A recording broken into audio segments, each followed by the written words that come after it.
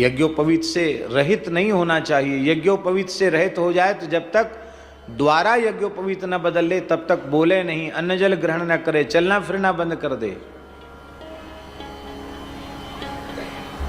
ये सब मर्यादाएं थी। जैसे द्विजाति को यज्ञोपवीत की मर्यादा रखनी चाहिए, ऐसे ही वैष्णव मात्र को तुलसी की मर्यादा रखनी चाहिए। यज्ञोपवीतवद्धार्या कंठे तुलसी मालिका, क्षणार्धम तद विहीनोपि विष्णुद्रोही भविन्न रहा। आधे क्षण के लिए कंठी गले से अलग हो जाए तो भगवत द्रोही के तुल्य हो जाता है।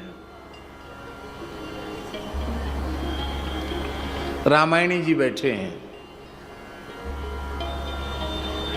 श्री मुरलीधर जी एक रामायण की बात बताएंगे तो आपको बड़ी प्रसन्नता होगी। राम जी ने सुग्रीव जी से कहा कि तुम पिट आए, कोई बात नहीं है, क्या करें, हमको भी चक्कर पड़ गया। क्या चक्कर पड़ा? ले एक रूप तुम भ्राता दो, तो कहीं बाण हमारा अमोघ है और हमारा बाण बाली की बजाय तुम्हारी छाती में लग जाता तो अनर्थ हो जाता। इसलिए हम भूल में पड़ गए, हम पहचान नहीं पाए कि तुम दोनों में से कौन बाली है, इसलिए हमने थोड़ा सा देरी कर दी। कोई बात नहीं, अब फिर प्रयास करो। अच्छा, ईमानदारी से बताओ, राम जी का ये उत्तर सही है? सही नहीं।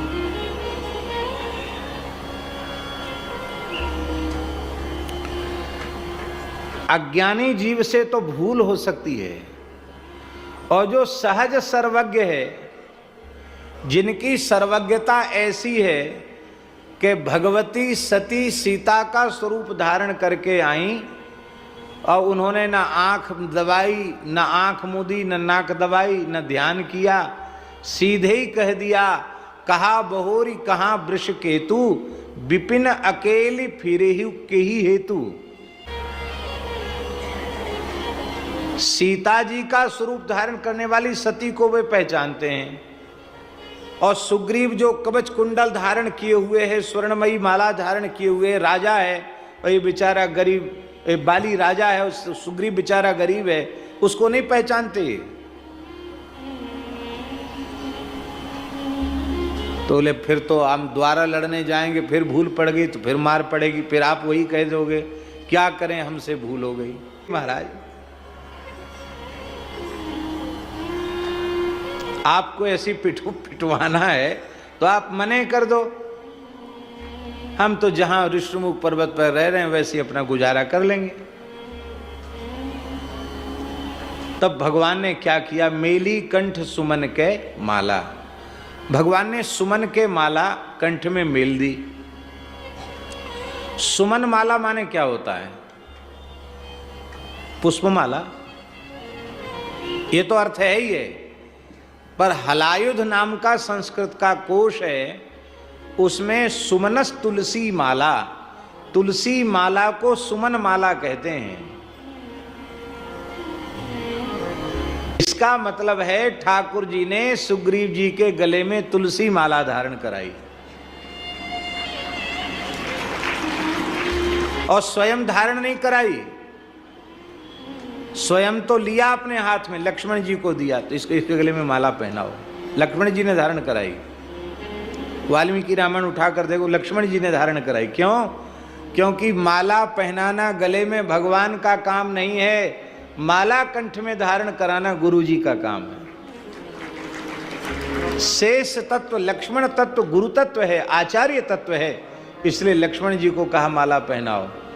क्योंकि अभी तक दोनों एक जैसे थे, दोनों बिना कंठी वाले, इसलिए भूल पड़ गई। अब पहचान हो जाएगी, ये कंठी वाला है और ये बिना कंठी वाला है, तो कंठी वाले को बचाया जाएगा, बिना कंठी वाले को जैसी आराम किया जाएगा।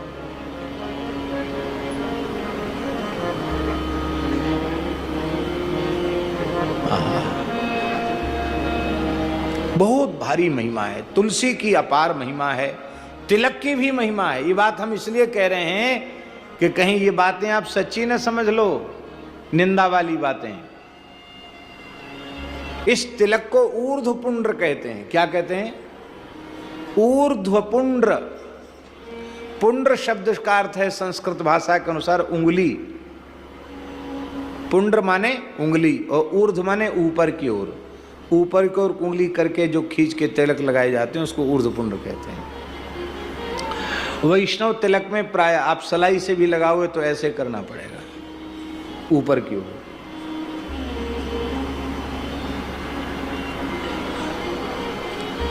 त्रिपुंड्र, भगवान शिव का तिलक लगाते हैं त्रिपुंड्र। इसका भी पुंड्र माने उंगली, त्रि माने तीन पुंड्र। त्रिभिर पुंड्री धार्यते त्रिपुंड्रा। तीन उंगलियों से जो धारण किया जाए, अंगुष्ठ से रेखा बनाई है, उसको त्रिपुंड्र कहते हैं। और पुंड्र माने उंगली, उंगली को ऊपर की ओर खींच करके जो लगाया जाता है उसको ऊर्ध्वपुंड्र कहते हैं।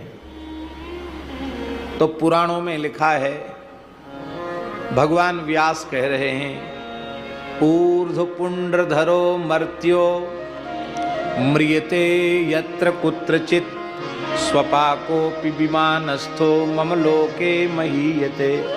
आवाज बुझाते क्यों? उसको कम करो। स्वपाकोपि विमानस्थे मम लोके महीयते। ऊर्ध्वपुंड्र धारण करने वाला व्यक्ति, उसकी कहीं भी मृत्यु हो जाए, भले ही वह चांडाल कुल में ही उत्पन्न क्यों न हुआ हो, विमान में बैठकर भगवान के धाम का अधिकारी होता है।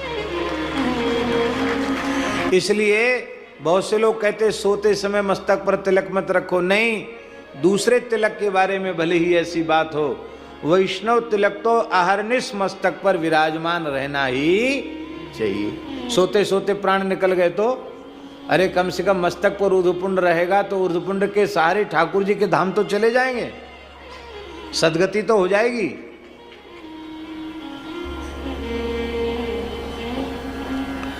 ऊर्ध्वपुंड्र विहीनस्य श्मशान सदृशम मुखम।